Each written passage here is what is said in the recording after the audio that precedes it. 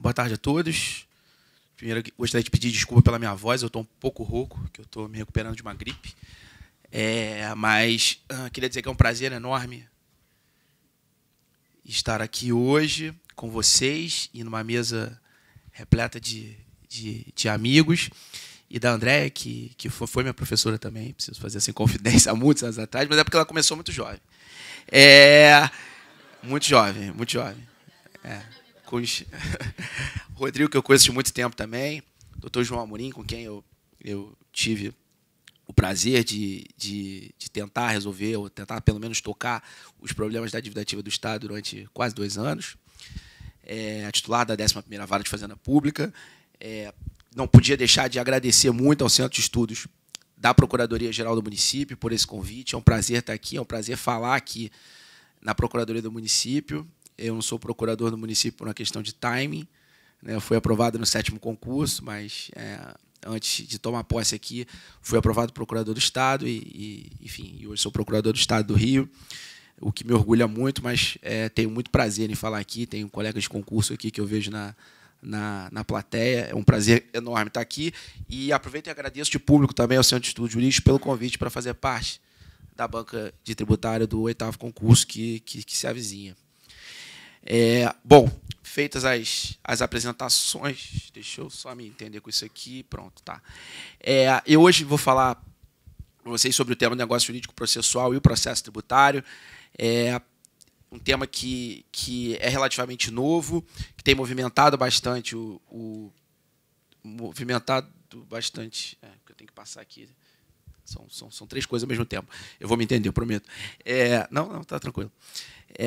Que tem movimentado muito o meio tributário, e acho que, para a gente entender a importância, a relevância desse tema, as potencialidades dele, em que contexto ele surge, é importante a gente entender o contexto atual da discussão tributária, do debate judicial tributário. Então, eu coloco aí um pouco do contexto para a gente entender, e acho que esse contexto, com certeza, ele dá forma ao que vai acontecer ou não vai acontecer em termos de eficácia do negócio jurídico processual no direito tributário. Então, o contexto atual, primeiro, é de um novo Código de Processo. O Rodrigo já trouxe aqui um pouco mais sobre o ponto de vista das provas. A gente vai ver que uma das potencialidades do negócio jurídico processual também é o ambiente de provas. Sobre o novo Código de Processo Civil, mas a verdade é que o novo Código de Processo Civil ele vem, do ponto de vista da lei processual, trazer uma ideia de maior diálogo, de maior aproximação entre as partes, de um espaço maior para a negociação livre e menos imposição pura e simples por parte do juiz, ou seja, uma maior responsabilidade para as partes, algo que no direito público já vinha sendo defendido há muito tempo, tanto no direito administrativo, um maior nível de consensualidade no direito administrativo, também no direito tributário, no que diz respeito à transação tributária. O primeiro projeto de lei de transação tributária surge em 2008, eu estava ainda na Procuradoria da Fazenda Nacional, e naquela época houve muita discussão sobre as premissas centrais do que seria a transação tributária, como assim transigir com crédito tributário, cadê a supremacia do interesse público, cadê o princípio da legalidade e outras discussões.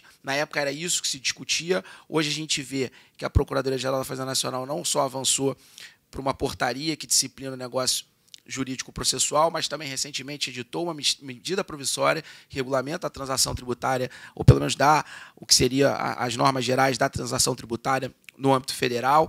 Então, há um processo, um caminhar que une tanto o direito material quanto lei processual para um ambiente de maior diálogo entre as partes né, essa litigiosidade entre os contribuintes dos contribuintes e a Fazenda Pública, de forma geral, e a Fazenda Nacional, a Procuradoria-Geral do Estado e a Procuradoria do Município, em particular, é um ponto nodal desse contencioso. Então, nesse contexto, digamos, de avanços legislativos que surge a ideia de negócio jurídico processual. O pano de fundo disso é um altíssimo nível de contencioso, como já falei para vocês, entre fazenda e contribuintes. Só para vocês terem ideia, alguns dados dessa crise que envolve o processo tributário. O doutor João é melhor do que ninguém sabe disso, 64% de todos os processos em trâmite no Tribunal de Justiça são processos de dívida ativa. Óbvio que nem todos esses processos são necessariamente processos que geram contencioso, mas dão a dimensão do potencial que isso representa. 39% de todos os processos em trâmite no judiciário brasileiro são execução fiscal. Isso é um dado do último estudo do CNJ, publicado esse ano, sobre os dados da justiça brasileira. E com uma taxa de congestionamento de 90%, ou seja, de cada 100 processos que entram no judiciário, processos de execução fiscal que entram no judiciário a cada ano, só 90%, ou melhor, só 10% deles terminam naquele próprio ano e esses 90 se acumulam para o ano seguinte, quando entram mais 100, e desses 100 outros 90 e por aí vai. Então, esse crescimento em PG do estoque de processos de dívida ativa e de tributário para o judiciário poder lidar. Isso dá, de certa forma, a dimensão de algo que eu tenho pregado sempre, toda oportunidade que eu tenho para falar. Talvez esteja ficando repetitivo, mas eu faço questão de frisar isso. Para mim, isso dá a dimensão da falência da execução fiscal como modelo de cobrança de créditos públicos. Quer dizer, isso é algo que precisa ser repensado no Brasil. A gente está num momento de se pensar novas formas, de pensar o país em novas formas de se atacar antigos problemas em várias áreas, né, oxigenando alguns debates. Eu acho que esse é um debate principal. Quer dizer, nenhum país relevante do mundo tem um modelo de cobrança de créditos públicos que o Brasil tem, que é todo ele, digamos assim, judicial. Todos os principais países onde nós buscamos fonte de inspiração para o nosso direito, Estados Unidos, Alemanha, Inglaterra, Portugal e por aí vai, todos esses países têm um modelo de cobrança de créditos públicos que isso não é totalmente, é eminentemente administrativo e não tributário, e apenas o que realmente é contencioso e chega ao Poder Judiciário. A gente tem um contexto também de pressão por arrecadação estatal, quer dizer, todos os entes, nos 3 níveis, estão literalmente com a corda no pescoço do ponto de vista fiscal e se veem sentados no estoque de dívida ativa que muitas vezes, para os órgãos de controle, do ponto de vista da fiscalização do Poder Legislativo, parece um grande ativo, mas que quem trabalha com dívida ativa sabe que não é bem assim. O índice de recuperabilidade da dívida ativa, como regra geral, é baixo, e é para ser assim, porque o crédito bom ele é pago espontaneamente, ele não é inscrito em dívida ativa, como regra geral. Então, isso é um problema. E a demora, no geral, para a solução das demandas tributárias, o que envolve não só casos de dívida ativa, mas também os casos de contencioso tributário de forma geral.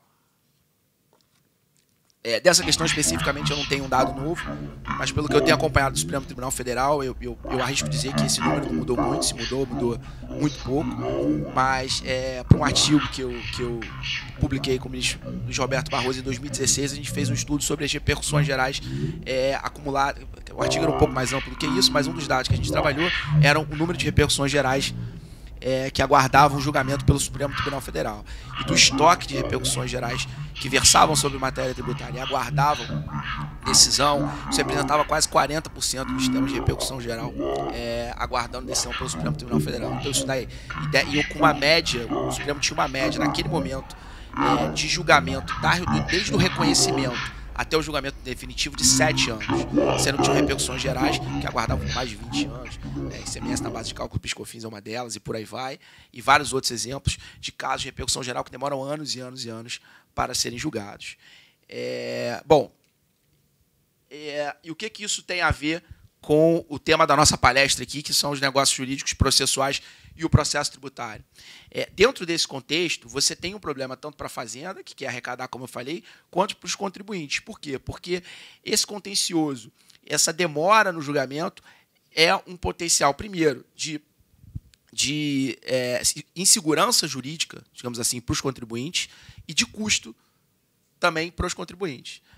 Hoje, o Dr. João deve ver isso também com muita clareza, porque hoje passa pela gente um sem número de seguros de garantia. Quando se usava mais a fiança, isso não ficava tão claro. Mas hoje em dia, que você usa seguro de garantia, você tem a apólice, você consegue ver exatamente na apólice o custo que aquilo tem para o contribuinte. Outro dia passou por mim um seguro de garantia de um crédito de 160 milhões e o prêmio era de 12 milhões. Quer dizer, significa que o contribuinte pagou 12 milhões para discutir 160 milhões. E por aí vai. E, nesse contexto, há assim, um contínuo, uma conversa muito clara no mercado de que esse mercado de garantias no Brasil está próximo do que seria um estrangulamento. É muito comum a gente ouvir, quando a gente conversa com os advogados, quando conversa com clientes ou com quem trabalha na área, que está cada vez mais difícil conseguir seguro-garantia, que o Brasil talvez esteja chegando no momento em que o mercado de seguro-garantia não vai mais conseguir comportar por conta do volume das autuações e do tempo que você demora para, digamos assim, liquidar essa discussão jurídica. Então, aquele seguro ele continua ali. Então, isso com certeza tem um impacto no custo desse seguro para quem se utiliza disso de uma forma geral. E mostra, e por outro lado, também mostra, deixa claro o porquê que as pessoas fogem para o seguro-garantia e para a fiança. Quer dizer, primeiro porque você tem um ambiente em que as outras garantias, por uma série de razões, como regra geral, não são aceitas, o que gera um contencioso importante entre fazenda e contribuinte, né? E, por outro lado, porque a fazenda, especialmente a Fazenda Nacional, que tem o depósito em dinheiro, como hoje, né, com base na legislação federal, o depósito em dinheiro para a Fazenda, ele entra para o Caixa Único da União imediatamente, quer dizer, a União recebe imediatamente aqueles valores, não recebe, né? Do ponto de vista contábil, aquilo fica lá depositado e há o compromisso de você devolver caso a União perca, mas a verdade é que aquilo entra direto no Caixa da União e imediatamente aquele dinheiro está disponível para a União fazer o que ela quiser. O Estado do Rio tem uma lei semelhante, por aí vai. Então, os depósitos judiciais têm um interesse para as fazendas, o que aumenta esse contencioso na direção de uma tentativa de fazer com que tudo seja depósito. Enfim, eu estou dando esse panorama geral para quem não trabalha tão diretamente com o contencioso tributário, para entender que, primeiro, garantia é um problema para quem trabalha com a execução fiscal. E uma das um dos grandes pontos que o negócio jurídico processual pode ajudar, e ele não pode fazer tudo, ele é um instrumento muito mais tímido, por exemplo, que a transação, é essa parte de garantias, como a gente vai ver mais à frente. Tá? Essa aqui é a regra geral que está no novo CPC, esse é o fundamento para o negócio jurídico processual, está lá no artigo 190. Eu não sou processualista, eu trabalho já há mais tempo do que talvez devesse com o contencioso tributário, mas não sou, gosto de processo, mas não sou processualista, isso eu deixo para o meu amigo Rodrigo. O meu negócio é o direito tributário, então não vou me aprofundar muito nas questões processuais, eu vou citar os artigos do CPC na medida em que seja interessante para o debate que a gente vai ter aqui. Agora, essa é a regra geral, o ambiente é esse que eu dei para vocês. Alguma definição é importante para a gente poder, pelo menos, digamos assim, partir do mesmo ponto, no entendimento dessa questão. Há várias, eu peguei essa aí do Fred Didier, porque eu achei especialmente simples de entender, de ter uma ideia geral do que é o Instituto, poderia pegar outras, esse não é o meu ponto aqui. E chegando ao que seria, digamos assim, o cerne do que eu vim falar aqui para vocês hoje, a minha palestra gira em torno de 3 grandes pontos. Né, Rodrigo? 3, sempre 3. O Rodrigo vai entender por quê. E não 4, nem 2, 3. Então, tem 3 quando você... Então, traçado esse panorama geral, né, colocado na mesa os principais problemas do negócio do contencioso tributário, quais são as principais perguntas que eu acho que a gente precisa responder e que vale a pena a gente problematizar? A primeira delas é o que pode ser objeto do negócio jurídico processual. A primeira delas. Né, e também é muito importante o que não pode. Né? A segunda, em que medida o negócio jurídico processual vincula o jogador? Está vendo, doutor João? Por isso que é importante sua presença aqui. Mais do que tudo. E mais, precisa necessariamente ser homologado? Quer dizer, o doutor João, a gente precisa chegar lá, bater o fisco e os contribuintes baterem no gabinete do doutor João e pedir a homologação de todo e cada negócio jurídico processual? Esses são os 3 principais pontos que eu gostaria de discutir com vocês aqui hoje. Então, avançando para o que pode ser objeto do negócio jurídico processual, eu já avancei um pouco nesse debate quando eu falei com vocês da questão das garantias. E aqui a gente vai ter... e aqui, pessoal, é algo meramente exemplificativo.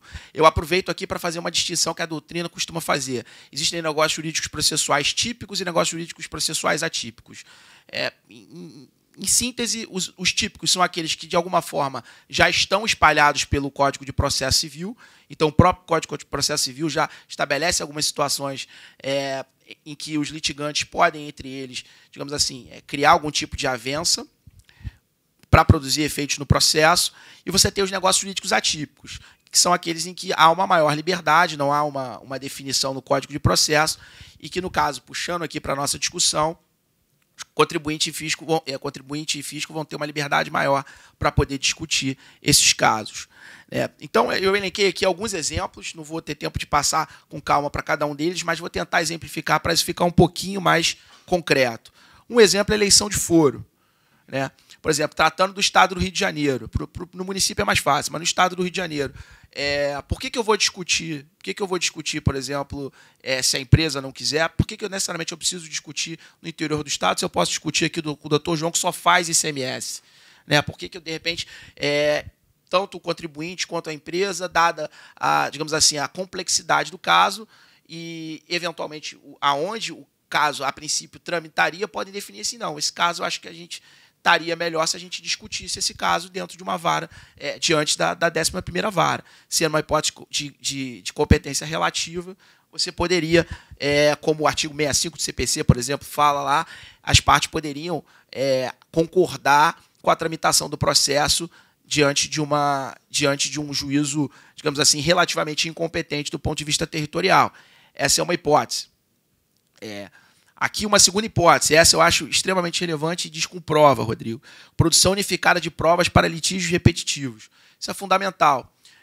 Um caso, por exemplo, que nós temos no Estado, para dar um exemplo sem citar o nome da empresa. Existe uma discussão importante sobre creditamento de energia elétrica, de CMS energia elétrica, porque basicamente a legislação autoriza que você aproveite o crédito quando a energia elétrica for consumida no processo produtivo, se não for consumida no processo produtivo, não.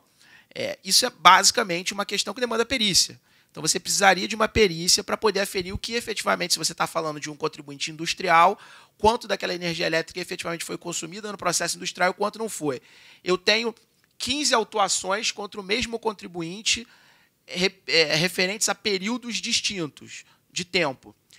Qualquer perícia que seja feita, ela vai ser feita agora, olhando o parque industrial agora. Por que eu preciso fazer essa perícia 15 vezes? Por que eu preciso nomear 15 peritos?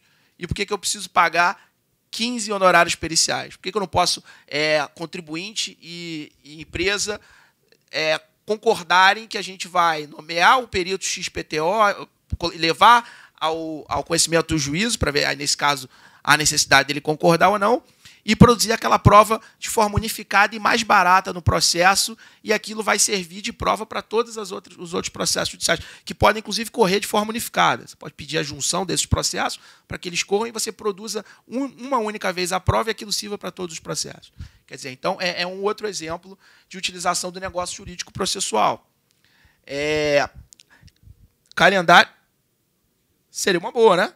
Calendário processual, quer dizer, estabelecer um calendário também para a produção de prova, eventualmente com a concordância do juízo, para poder priorizar ou não o julgamento de determinada causa em detrimento de outra. Uma outra hipótese, calendarização da própria ajuizamento da execução fiscal. A Fazenda tem 5 anos para ajuizar a execução fiscal, e a partir do momento que você ajuiza a execução fiscal, você tem imediatamente 1 ano de majoração dos honorários e você também tem 1 ano de você perquirir na execução fiscal, ou pedir na execução fiscal, constituição patrimonial. Muitas vezes, quando você começa numa empresa que efetivamente é solvente, você começa com várias ordens de penhora em processos diferentes, você pode criar uma certa confusão na empresa e uma dificuldade na empresa para poder gerir o seu fluxo de caixa e, eventualmente, organizar o seu passivo. Então, você pode calendarizar e dizer assim, olha, eu tenho essas execuções fiscais, o prazo prescricional é esse, eu vou ajuizar 2 a cada semestre, ou alguma coisa do tipo.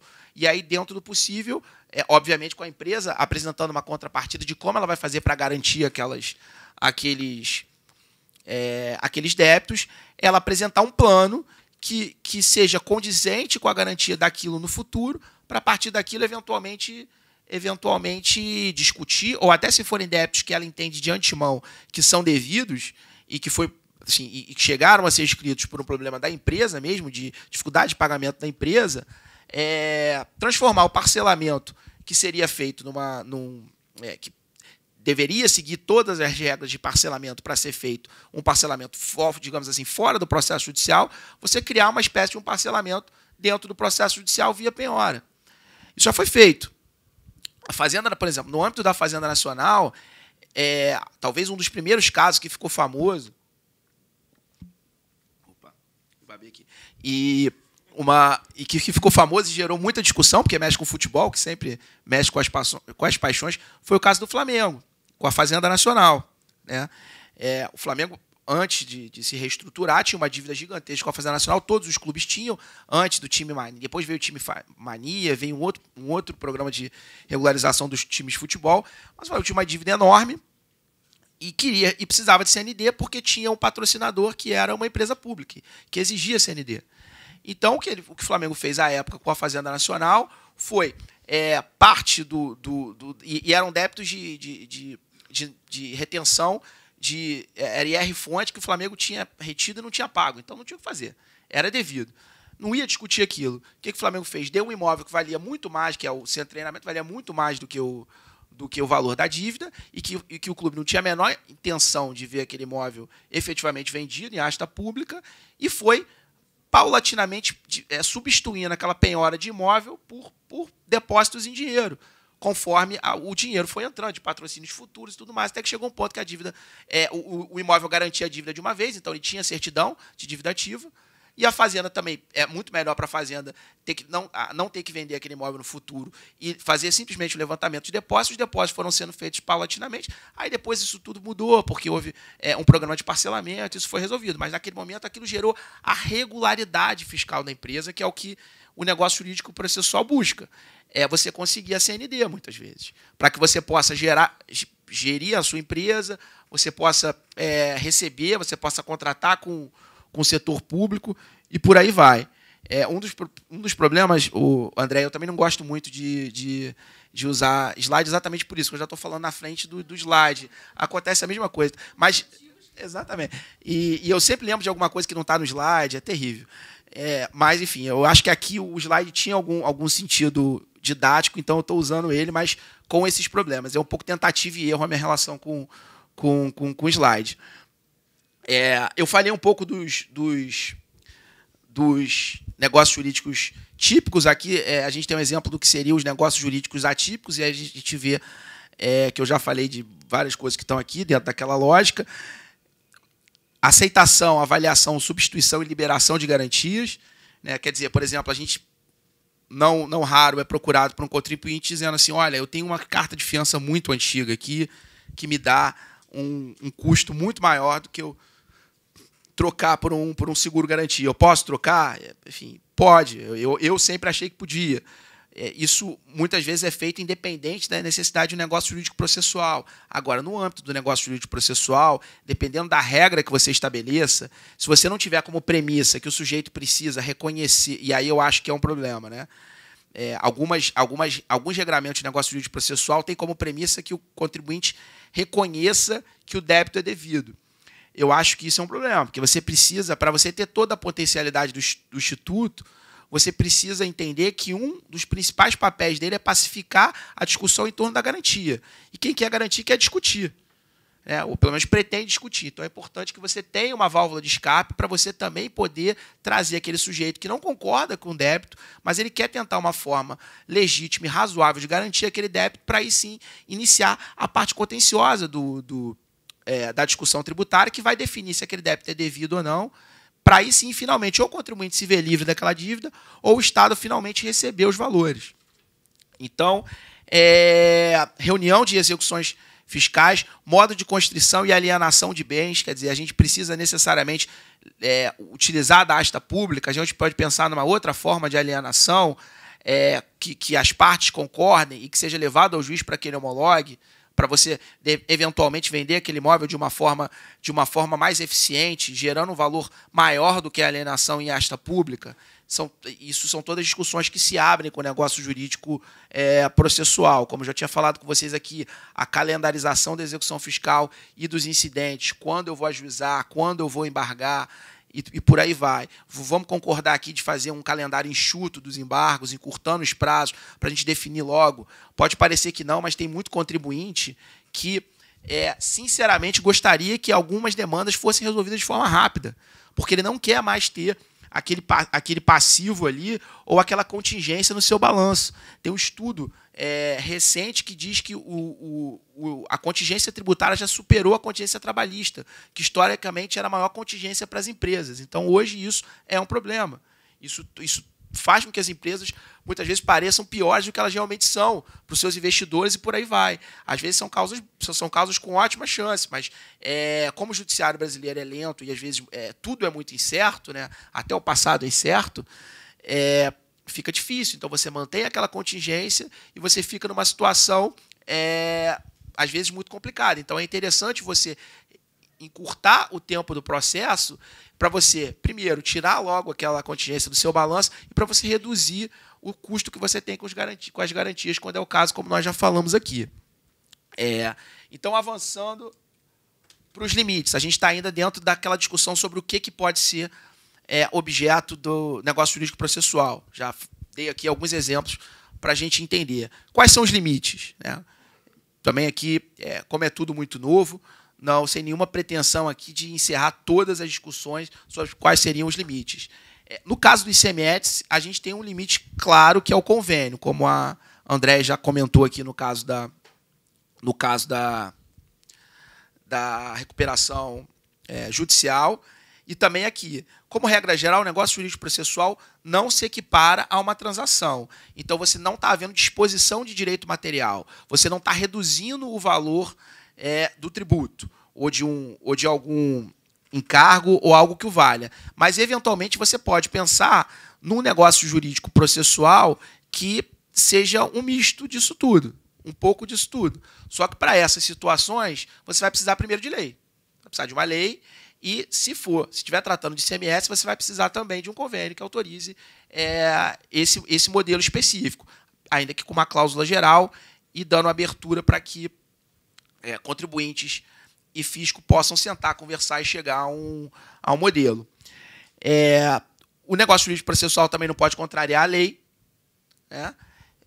Como regra geral, os instrumentos de negócio jurídico processual estão sendo editados com base em normativos infralegais, né? Normalmente com algum normativo editado pelo próprio órgão de advocacia pública. Foi assim com a Procuradoria do Município de São Paulo, foi assim com a Procuradoria-Geral do Estado do Rio, com a Procuradoria-Geral da Fazenda Nacional, né? Ou por resolução, por portaria, dependendo da dinâmica interna do órgão. No caso da PGF, é uma resolução, eu vou citar o número dela daqui a pouquinho, mas, por razões óbvias, essa resolução ela não pode contrariar o que define a lei. Agora, em tese, e essa é a minha opinião, falando especificamente do caso da PGE, apesar de não ter participado, eu estava fora quando essa resolução foi feita, tudo que pode ser tratado por resolução PGE, em tese, pode ser disposto dentro de uma lógica de negócio jurídico processual, né? E, por exemplo, a gente falou aqui de parcelamento. O negócio jurídico processual ele pode, por exemplo, trazer regras específicas para o parcelamento. Ou todo parcelamento ele tem, antes de mais nada, uma definição na lei. Depois dessa lei tem uma regulamentação, que no âmbito da Procuradoria, como regra geral, é feita na resolução, que traz lá, como regra geral, dentro da Procuradoria, como se fosse um decreto de execução no âmbito da Procuradoria daquela lei do parcelamento.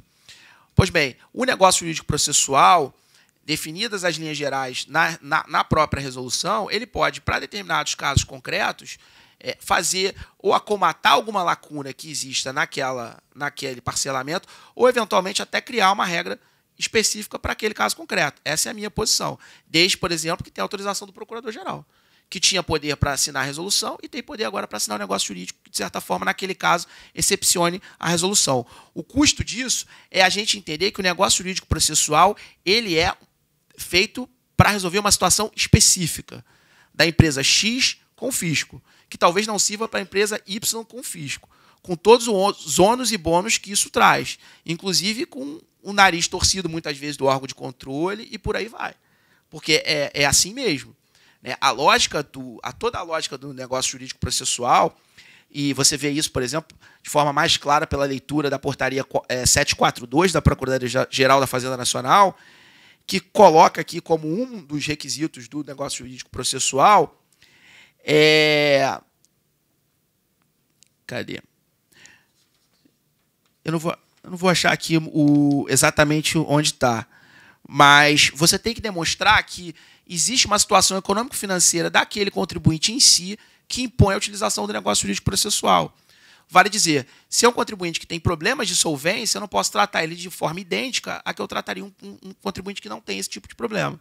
Se, no caso concreto, celebrar o negócio jurídico processual naqueles termos é a única forma de, dentro de uma lógica de eficiente, garantir o pagamento do crédito público, eu devo fazê-lo para aquele caso concreto, o que talvez não se aplique para o caso concreto diferente. E essa é a lógica. A lógica é de dar poder, com todos os ônus e bônus que isso traz, para que a administração pública possa sentar e negociar com o contribuinte de forma individualizada.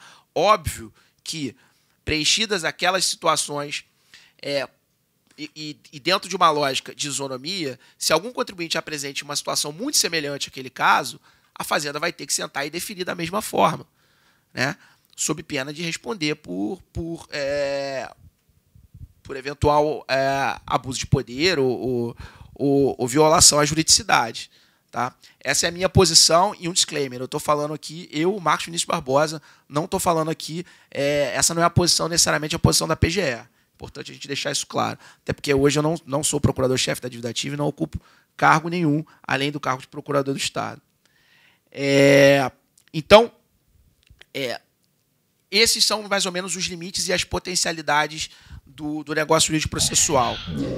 Já me encaminhando aqui para as outras duas últimas perguntas, não sei como é que está meu tempo, mas para já encaminhar para o final, é importante também a gente discutir se vincula ou não o julgador e em que medida vincula o julgador. O doutor João já levantou a sobrancelha ali. Como regra geral, a norma jurídica processual originada no negócio jurídico processual vincula o juiz, desde que vá. Não passei ali, né? Só passei na minha tela.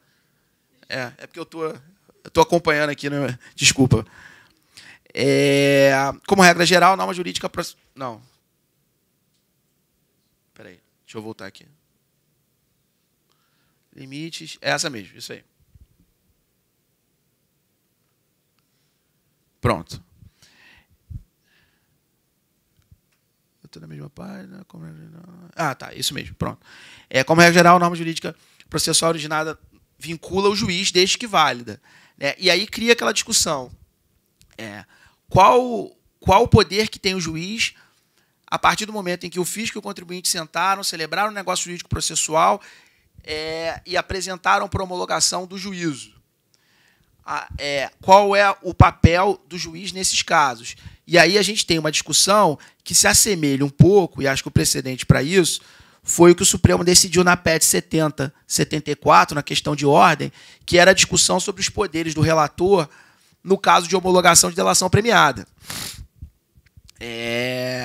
O precedente 70/74. Naquela hipótese, embora se tratasse de uma legislação específica, da legislação que trata da delação premiada, o Supremo decidiu que a delação premiada nada mais é do que um negócio jurídico processual entre o Ministério Público e o colaborador. E decidiu, naquela hipótese, que, salvo flagrante violação ao ordenamento jurídico, ou seja, se aquele acordo for manifestamente ilegal, por exemplo, se eu estiver dando desconto para um contribuinte no negócio jurídico processual sem lei, sem convênio, eu apresento aquilo para a homologação do doutor João Luiz Amorim. Ele, evidentemente, ele vai ter poder para dizer assim, não, eu não homologo, esse negócio é manifestamente ilegal, inconstitucional. Que desconto é esse? Tá cheirando mal, ainda manda trasladar a peça para o Ministério Público. Então, esse é o limite. Agora, como regra geral, não cabe ao magistrado entrar nas minúcias do que foi acordado entre as partes, rever as cláusulas do negócio jurídico processual, dizer que vai ser assim e não vai ser, vai ser da forma X e não vai ser da forma Y. Né? Isso eu acho que refugiria ao papel do juiz nessas hipóteses. Agora, o juiz mantém o seu papel de analisar a legalidade e a adequação desse negócio jurídico ao ordenamento jurídico, não só processual, mas também em termos de direito material. Né? Aí eu coloco um trecho da ementa desse precedente do Supremo que eu citei, em que o STF expressamente fala, né, que o que cabe ao relator é o juízo de regularidade, legalidade e voluntariedade da avença. Né? E também com relação ao momento, ele fala que, salvo ilegalidade superveniente apta a justificar a nulidade ou anulação do negócio jurídico, o acordo homologado deve ser cumprido. Né? Esse precedente é um precedente complicado, porque ele foi julgado no bojo daquela discussão do Joesley, né? A gente sabe bem, mas é o precedente que a gente tem. Né? Então vamos trabalhar com ele. Daquelas 3 questões, já me encaminhando mesmo agora para o final, a última que eu trouxe para trabalhar aqui com vocês, e essa acho que é a mais simples de todas, se ele precisa ser homologado sempre ou não. Né? Há necessidade sempre de levar a juízo para homologação o negócio jurídico processual. Para quem assina o negócio jurídico processual e para quem é procurador, advogado público, como eu e a doutora Andréia, a gente vai sempre pensar que é melhor, né? A gente vai se sentir mais seguro e mais tranquilo se a gente fizer o negócio jurídico processual e levar para ser homologado pelo juízo. Mas a verdade é que esse pensamento levado à última consequência, ele esvazia parte da potencialidade do instrumento. Porque o negócio jurídico processual ele também pode ser pensado, como eu falei para vocês, como um instrumento de evitar a judicialização. Então, a ideia de calendarização, por exemplo, no ajuizamento de execuções fiscais, pode dar ensejo a um negócio jurídico processual que seja feito ainda numa fase em que não há execução fiscal ajuizada, portanto, não há... Oi? Aí cria-se essa discussão. Que figura seria? Né? Se seria um acordo genérico, aí você pode dizer que seria negócio jurídico processual, porque você estaria, digamos assim, ainda que fora do processo, você estaria dispondo sobre regras processuais. Mas é de se debater se seria ou não negócio jurídico processual.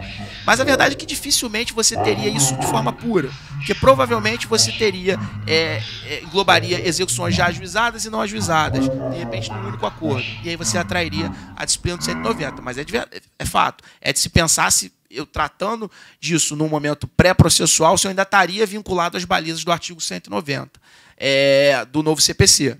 É uma discussão boa. Então, eu acho que essas são as 3 questões principais que eu gostaria de tratar com vocês.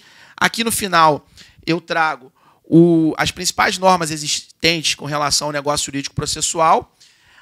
Eu acho que a legislação mais, digamos assim, o que tem de mais amadurecido e mais extenso sobre o tema está no âmbito federal, né? As portarias da PGFN, culminando com a 742. Oi? O pessoal está anotando, né? Que é a portaria 742, que digamos assim, foi uma evolução em relação aos regramentos anteriores sobre negócio jurídico processual no âmbito da Procuradoria-Geral da Fazenda Nacional, entre outras coisas, porque ela trouxe expressamente como um dos objetos um plano de amortização do débito fiscal. Ou seja, claramente, essa última portaria da Procuradoria, da PFN, a 742, ela se assumiu como um modelo de regularização da situação do contribuinte. A possibilidade de você fazer um plano de pagamento para aquela execução fiscal, para aquele débito fiscal, que não necessariamente vai ser um parcelamento, com base nas regras de parcelamento, mas pode ser uma forma de você fazer, agora com um regramento específico, o que foi feito no caso do Flamengo, que eu comentei com vocês, em vários outros casos que a gente se vê numa situação, quando a gente está atuando numa execução fiscal. Muitas vezes a empresa não tem condição de assumir o parcelamento pelas regras do parcelamento, mas ele pode fazer, por exemplo, uma série de depósitos em dinheiro, com base numa penhora de renda ou algo do tipo, num percentual baixo, e num primeiro momento, mas que tem uma perspectiva real de que aquilo aumente no futuro. Então, você começa fazendo um parcelamento que você não conseguiria ter deferido na execução fiscal, fazendo aquele depósito. Você, muitas vezes, oferece algum outro bem de liquidez duvidosa ou ruim para conseguir a execução fiscal, para conseguir garantir e ter a sua CND, né? E, com o tempo, você faz um plano de pagamento que seja viável, que vá aumentando no futuro, com base em um fluxo de caixa que aumenta no futuro, e você consegue aquela regularização fiscal. Então, essa, assumidamente, foi a ideia da portaria PGFN 749, eu acho que vem em bom momento. A resolução PGE 4342, ela é um pouco mais tímida, mas ela também já é um avanço. A gente não pode diminuir a importância de discussões, como fala no caso da resolução 4324, que fala de garantia, de procedimento de prova pericial, como eu falei com vocês aqui, produção unificada de prova em processos repetitivos, reunião de execuções fiscais. Isso por si só, embora não resolva todos os problemas, pode trazer solução para vários pequenos problemas que nós enfrentamos no dia a dia nas execuções fiscais e trazer um pouco de pacificação para o contencioso tributário e aproximar o fisco e o contribuinte. Eu já tomei um cartão vermelho aqui do Dr. João Luiz, então eu vou encerrar por aqui. Se houver tempo para debate, vai ser um prazer ouvi-los e, mais uma vez, obrigado pela atenção de todos e pelo convite da Procuradoria-Geral do Município. Obrigado.